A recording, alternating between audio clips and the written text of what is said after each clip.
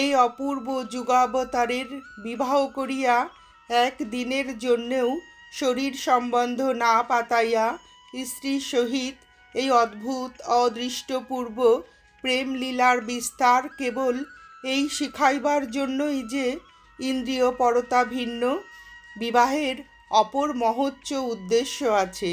শ্রীরামচন্দ্র, শ্রীকৃষ্ণ, বুদ্ধ, যিশু, শ্রী শঙ্কর, শ্রী চৈতন্য প্রভৃতি রূপে পূর্ব যুগে যে লীলা লোক গুরুদিগের জগৎকে দেখাবার প্রয়োজন হয় নাই, তাহাই এই যুগের প্রয়োজনের জন্য ঠাকুর শ্রীরামকৃষ্ণদেবের শরীরে প্রদর্শিত হয়েছে।